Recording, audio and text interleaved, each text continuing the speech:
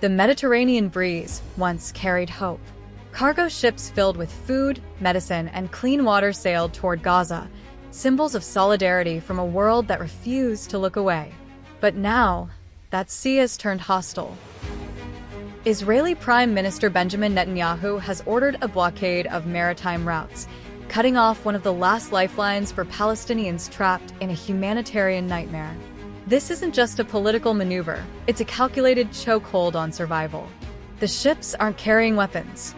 They're carrying insulin, baby formula, and bandages for wounds that never seem to heal.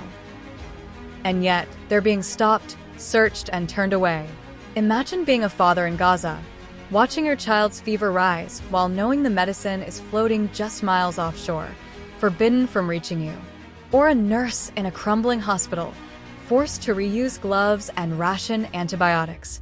This blockade isn't about security, it's about control. It's about punishing a population already devastated by years of siege, displacement, and bombardment. Netanyahu's government claims it's preventing aid from falling into the hands of militants. But the reality on the ground tells a different story. Aid organizations, vetted and monitored, are being denied access. International law is being trampled, and the world watches, some in outrage, others in silence. This isn't a distant conflict. It's a moral test. When humanitarian aid becomes a threat in the eyes of power, we must ask, who benefits from suffering? Who profits from starvation? And who will speak when the sea itself is weaponized against the vulnerable? The blockade is not just a barrier, it's a statement. And it demands a response. It began as a global act of conscience. Delegates from 44 countries, activists, doctors, engineers, and ordinary citizens joined forces in the largest humanitarian flotilla ever assembled. More than 50 ships, loaded with food, medical supplies, and clean water, set sail toward Gaza under the banner of the global Sumud Flotilla. Their mission was simple: deliver aid to a population under siege. But Netanyahu's government saw this not as a gesture of peace, but as a provocation. The Israeli Navy mobilized. Warnings were issued, routes were blocked, and the flotilla, a symbol of international solidarity, was forced to turn back. These ships weren't backed by governments. They weren't armed. They carried no political agenda, only the urgent needs of a people enduring unimaginable hardship. Yet the blockade treated them as threats. The sea, once a pathway for compassion, became a battlefield of bureaucracy and intimidation. Israel cited security concerns, claiming the aid could be diverted.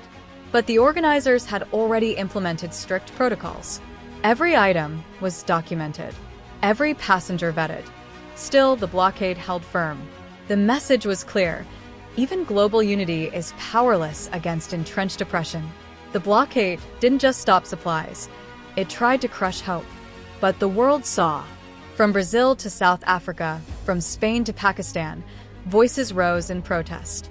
Social media lit up with images of ships docked in defiance, flags waving in the wind, and volunteers refusing to be silenced. The blockade may have halted their journey, but it couldn't erase their message. That message echoed across continents.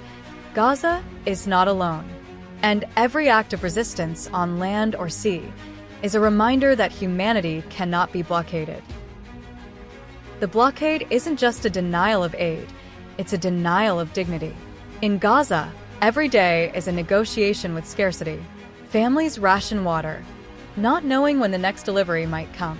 Hospitals operate on backup generators, praying the fuel lasts through the night.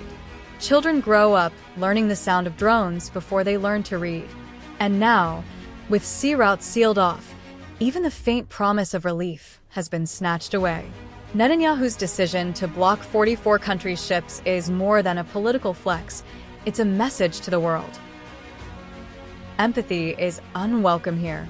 But the people of Gaza are not passive victims. They resist in ways the world rarely sees. A mother baking bread with flour she bartered for. A teacher holding class in a bombed-out building. A medic stitching wounds with thread salvaged from old clothes. These acts, quiet and persistent, our defiance. And they expose the cruelty of a blockade that punishes resilience. Netanyahu's government may control the ports, but it cannot control the will to survive. International law is clear. Collective punishment is illegal. Blocking humanitarian aid violates the Geneva Conventions. Yet enforcement remains elusive. The United Nations issues statements. Human rights groups publish reports. But the ships remain docked, and the suffering continues. The blockade is not just a physical barrier, it's a psychological one. It tells Palestinians they are alone, that their pain is inconvenient, that their lives are negotiable. But every ship that tried to sail, every volunteer who refused to back down, every voice that speaks out, these are cracks in the wall. And cracks over time become openings. The silence of powerful nations is deafening. While 44 countries rallied to send aid, many of the world's most influential leaders chose diplomacy over urgency, statements over action. Netanyahu's blockade didn't just stop ships, it exposed a global hierarchy of suffering. When aid to Ukraine moves swiftly and decisively, but aid to Gaza is stalled, questioned, and blocked, it forces us to confront uncomfortable truths. Whose pain matters, whose lives are prioritized, and who gets forgotten when the cameras turn away. The blockade is not just an Israeli policy, it's a mirror held up to the world. It reflects the selective empathy of international politics. Some governments condemned the blockade, but few took steps to challenge it. No sanctions, no consequences, just carefully worded press releases. Meanwhile, the people of Gaza wait, not for sympathy, but for justice. Not for charity, but for recognition of their humanity. The blockade is a test of global conscience, and too many have failed. But amid the silence, voices rise. Artists paint murals of the flotilla. Journalists risk arrest to document the truth. Students organize vigils. Faith leaders call for moral clarity. The blockade may have stopped the ships, but it ignited a movement. A movement that refuses to accept that borders can block compassion. That politics can override decency. That suffering can be normalized.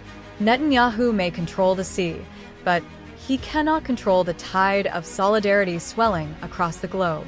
This is not just about Palestine. It's about the kind of world we want to live in.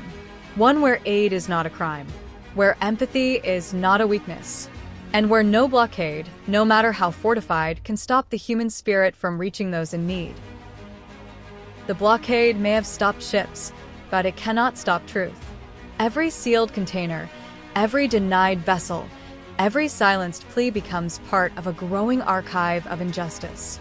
And that archive is being written not just in reports and resolutions, but in the hearts of millions who refuse to forget. Netanyahu's decision to block humanitarian aid from 44 countries is not just a political act, it's a moral failure. It's a declaration that power matters more than people. But history has a way of remembering those who stood in the way of compassion. And it has a way of honoring those who defied it.